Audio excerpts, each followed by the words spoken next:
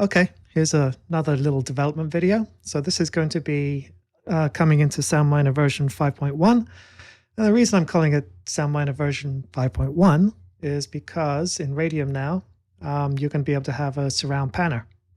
So I've just set up for auditioning purposes a little Doro meter that's going to show me my left, right, left surround, right surround. This is just going to be a 5.1.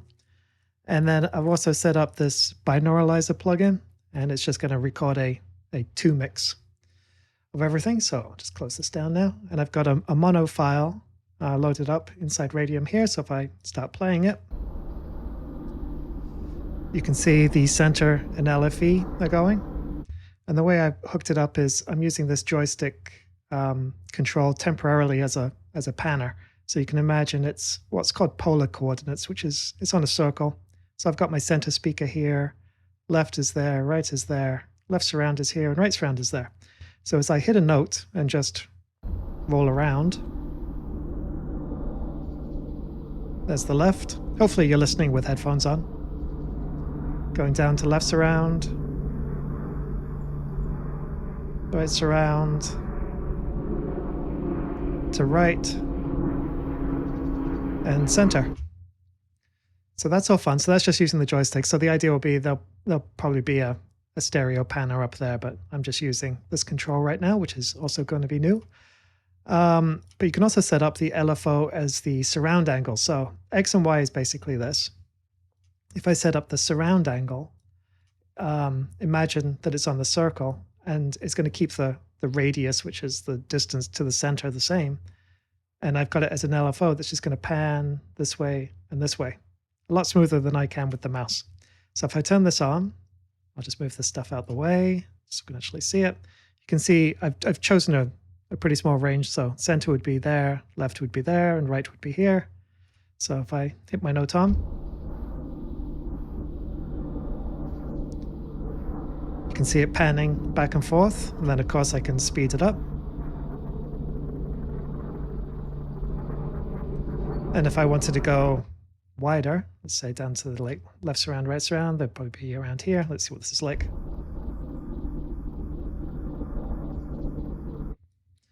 And because it's the actual surround angle, if I just turn these off for a second and make it somewhere in the center, it's going to remember that position so that when I do my surround angle, it's now going to rotate this way and this way. So it's going to be set back from the speakers a little bit. And of course, that's another parameter here. You've got your surround angle, your surround radius, or your X and Y.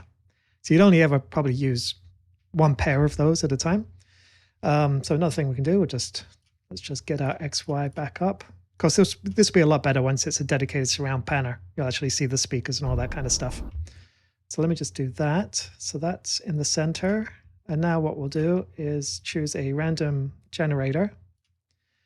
And it's going to go to the surround radius. So if I just do this right now,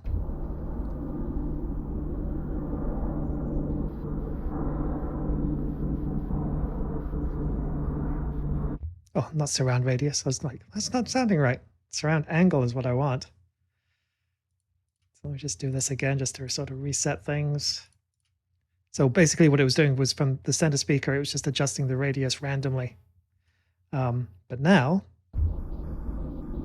you can hear it's bouncing between all the speakers. I'll slow it down a bit. And then I'll just add some glide. So now it's going to smoothly move.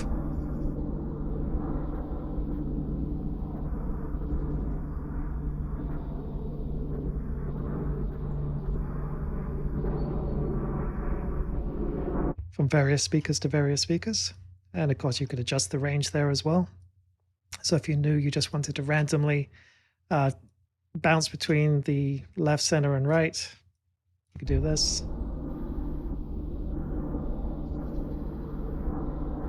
So you can see nothing is going into the left surround, right surround. And then of course there'll be controls for LFE and whether you want to filter the main channels. And of course every sound or every slot inside Radium is going to have its own panner. So you'll be able to set up, how you want this sound to be panned, And the kind of thing is just going to be mainly for audition purposes, but you'll be able to render out a 5.1 or a 7.1 sound at the same point. And then there's a bunch of other things that have been added. I may as well show this as well, seeing it's working. There's the time-specific envelope for direction now. So if I hit play, it's going forward, and I can say that after 1 second, I want you to go flip direction, and then flip direction again.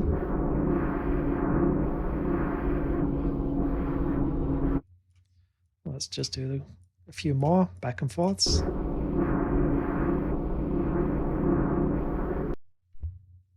So there we are. Well, there's another mode as well, which is the scrub mode. I just have got to turn my light pad on for a second here. And I'll just choose that as my secondary interface, and it should be in pitch mode. It's just because this keyboard doesn't have a pitch bend wheel. So if I go into bend mode or scrub mode, probably have to do this just because the light block doesn't have much pitch range. So I'll hit a note on. Let me turn off my direction stuff. Need to go up a bit more here.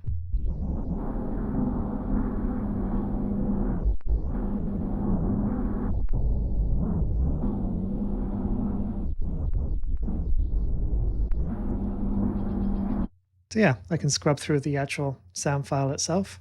That's fun. And then there's also this. Turn my octaves back off.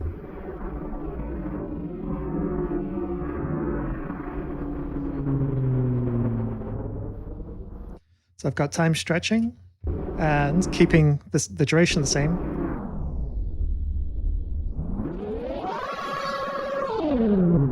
Change the pitch. And of course, I can combine all this stuff as well, so I can get my direction going.